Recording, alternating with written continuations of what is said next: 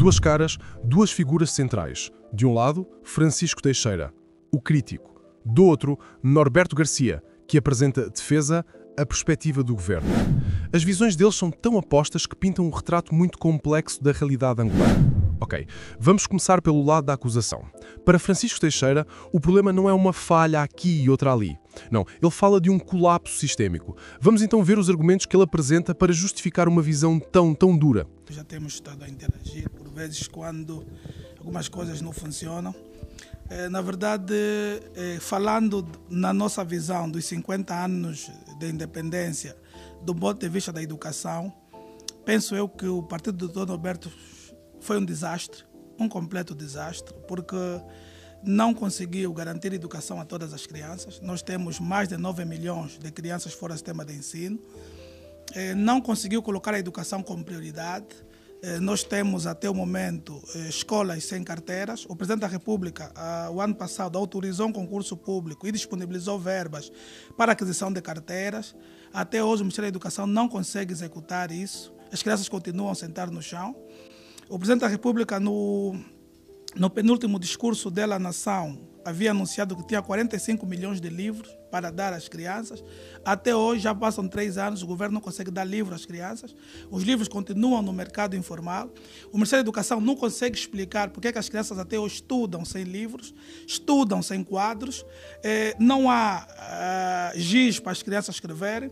Enquanto os filhos dos governantes, não sei se o doutor Norberto faz parte desse grupo, que os filhos já estudam numa escola onde tem ar-condicionado e não se usa giz, usa-se marcador. O partido do Dr. Norberto até hoje não consegue nem sequer dar giz às crianças. O partido do Dr. Norberto não consegue dar merenda às crianças. Enganou-nos, disse-nos que tinha capacidade financeira para dar alimentação escolar e até hoje não consegue dar comida às crianças. As crianças passam das 7 às 12 sem beber um copo d'água, sem comer nada, sentam no chão, estudam numa escola sem carteiras. O governo do MPLA, na qual o Dr. Norberto faz parte, tem como herança 19 mil árvores que servem de sala de aulas. As crianças até hoje continuam a estudar debaixo das árvores e todos os anos o governo do Dr. Norberto vai importando carros atrás de carros e não consegue fazer a educação como prioridade. Então eu não entendo como é que um governo que está mais preocupado com o luxo, está mais preocupado com a elitização das pessoas, né? Está mais preocupado com seu bem-estar, não tem capacidade para garantir educação para todos. No ensino médio é um total desastre, o governo do MPLA. No ensino superior, pior. Doutor Norberto, a Universidade Agostinho Neto está há mais de 5 anos com o problema de falta de professores. E tem muitos governantes do teu partido que estão na lista de professores e estão há mais de 5 anos que não dão aula. Recebem salário como ministro, estão na lista de professores da Universidade Agostinho Neto e de outras universidades privadas, não dão aula há 5 anos e não conseguem lhe tirar, não saem da folha de salário porque os reitores decanos têm medo de mexer nessas pessoas porque essas pessoas se sentem intocáveis. Doutor Norberto, o projeto do presidente Eduardo dos Santos de construção da cidade universitária foi por água abaixo, porque boa parte dos membros do teu governo invadiram o terreno do Estado, no campus universitário, estão a construir condomínio e abandonaram aquilo que seria o verdadeiro modelo de uma universidade privada, de uma universidade pública, como foi anteriormente anunciada. Então, penso eu que, olhando para essa situação, um total desastre, nós precisamos hoje, doutor Norberto, o teu governo precisa hoje de recrutar 77 mil novos professores para equilibrar o sistema. Quer dizer que nós temos jovens a chegar no ensino médio sem nunca ter um professor de matemática, sem nunca ter um professor de educação física, sem nunca ter um professor de inglês no ensino fundamental. No ensino superior, nós temos cursos de engenharias que estudantes não conseguiram ir para o 4º ano. Alguns cursos não conseguiram avançar porque não tem professor. Doutor Norberto acha que com o investimento que vocês gastam, por exemplo, no jogo com a Alemanha, que vão gastar 6 milhões de dólares, no investimento que vocês gastam nessa futilidade da festividade de 50 anos, levando os cantores com a LS em todo o país, fala-se que vocês gastaram quase de 7 mil milhões só em farra, só em futilidade, dançar, pular, não sei, esse tipo é a vossa especialidade, pular, dançar. Não acha que vocês podiam pegar esse dinheiro e investir na educação com alguma seriedade? O primeiro argumento do Teixeira é um número que, só por si, é alarmante. 9 milhões. Estamos a falar de 9 milhões de crianças fora do sistema de ensino. Quer dizer, para se ter uma ideia, isto é quase o equivalente a toda a população de Portugal. Depois de uma acusação tão forte, tão direta, como é que o governo responde? Vamos agora ouvir a outra versão, a resposta apresentada por Norberto Garcia. A resposta de Garcia é interessante porque não é uma negação total. Ele admite que existem falhas sérias, mas rejeita completamente a ideia de um desastre total. A posição dele é de que, embora os problemas sejam bem reais, a descrição feita por Teixeira é demasiado pessimista. Então, qual é a justificação para estas falhas? Garcia aponta para uma coisa a que ele chama de déficit natural. Acho que o Teixeira nunca estudou. Um pouco mais próximo ao microfone? Mais próximo ao Sim, microfone. por favor. Obrigado. Eu nunca estudei fora de Angola, você também não. Nós estudamos sempre cá. Se pensa que eu vou dizer que estamos na lista, num país das maravilhas, não. Nós não estamos num país das maravilhas. Mas não estamos no país que você está a dizer. Nós estamos num país em que, de facto, há crianças fora do sistema de ensino. Estamos num país em que precisamos de melhorar o sistema de ensino superior. Estamos num país em que precisamos ter mais professores, precisamos ter mais qualidade do nosso ensino. Mas, em boa verdade, não é o drama que o meu amigo está a fazer. Até porque eu entendo que o Sr. Teixeira, sendo uma pessoa que acompanha esses processos educacionais há algum tempo, até pelo tempo que está na associação que dirige, embora também aqui uma ressalva crítica, portanto, precisamos de ver em relação a esse exercício que vocês fazem, em que medida a vossa legitimidade é bastante para o efeito, mas democraticamente Não respondeu nada, Dr. Norberto. Democraticamente é normal. Eu não lhe interrompi e já me está a interromper. Veja a diferença entre nós. Eu deixei-lhe falar tranquilamente e não quero que as pessoas lá em casa percebam. Eu já sei qual é a tua técnica. Tu não queres que lá em casa as pessoas percebam isso. Mas o que eu estou a dizer é que nós precisamos, e estou a responder com clareza, nós precisamos de melhorar, quer no ensino de base, melhorar consideravelmente, porque há uma taxa de natalidade muito alta.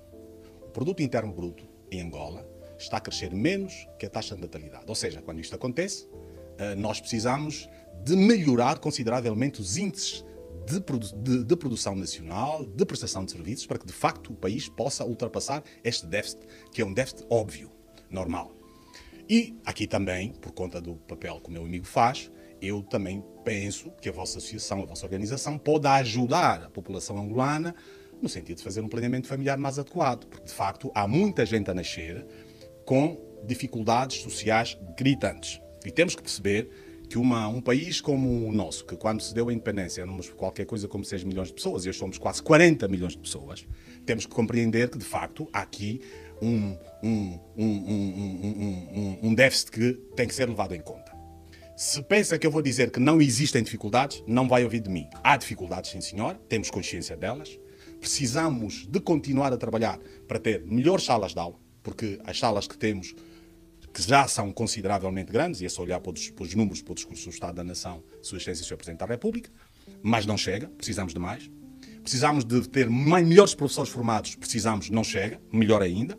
Precisamos de criar uma cultura educacional no país que seja mais adequada, precisamos, indiscutivelmente.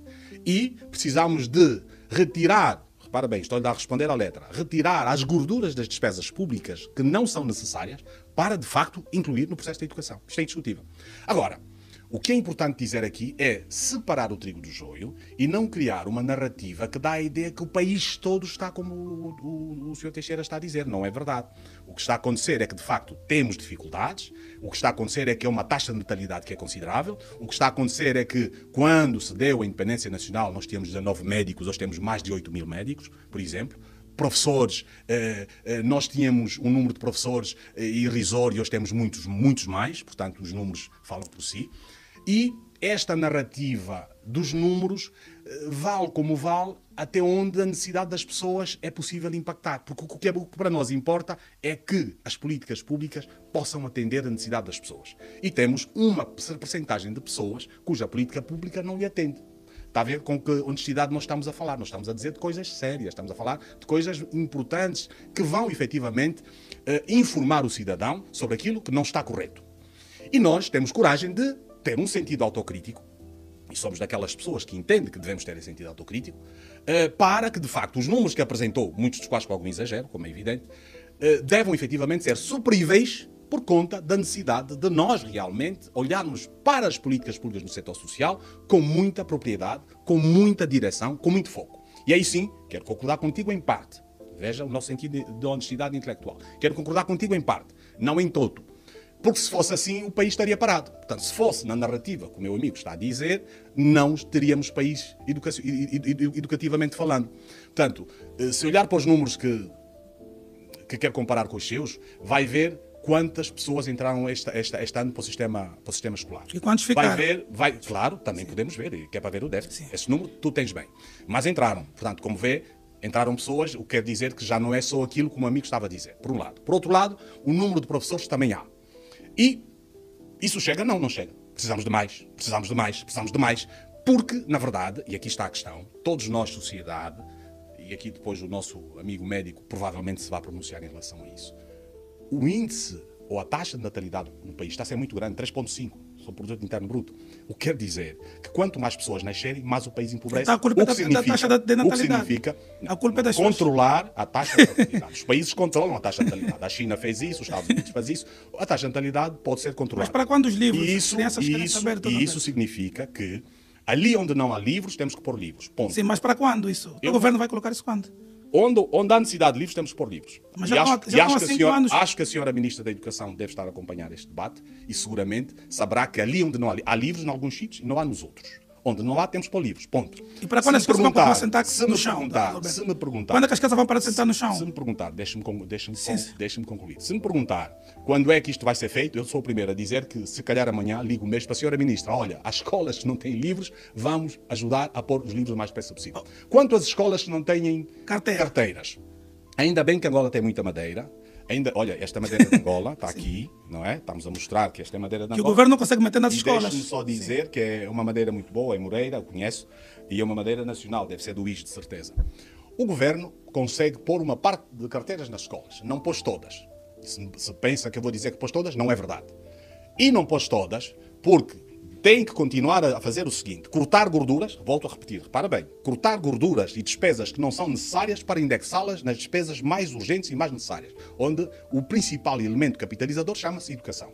Educação e saúde são os setores para os quais devemos prestar uma atenção particular. E entendo que tem havido, de facto, uma atenção muito particular a esses dois setores, não chega, não seria, que isso é sério. Não é sério. Não há atenção. Tem havido uma atenção particular nesses dois setores, só que não chega. Precisamos de fazer com que, de facto, as pessoas se sintam mais satisfeitas, tenhamos melhores professores, melhores escolas, e a prova disso é que nós que estudamos aqui em Angola e nunca saímos para fora, quando saímos eventualmente em trabalho, quando estamos no nosso país, a nossa qualificação académica não é reprovável, no essencial. Temos algumas pessoas que não estão devidamente qualificadas. Então, depois de ouvirmos estes dois lados da moeda, o que é que realmente importa nisto tudo? Para além dos números e das narrativas, este debate é sobre uma coisa absolutamente fundamental: o futuro de Angola. No fim das contas, talvez a verdade não esteja totalmente num dos lados, mas sim na tensão que existe entre eles. O futuro da educação em Angola parece depender de um equilíbrio muito difícil. Por um lado, a urgência de quem, como Teixeira, exige mudanças para ontem. E, por outro, a perspectiva de quem, como o Garcia, tem de lidar com os desafios estruturais de gerir um país. E, no final, tudo se resume a uma pergunta que fica a pairar, não só sobre este debate, mas sobre o futuro de Angola inteira. Sem uma educação sólida e acessível a todos, que futuro é realmente possível?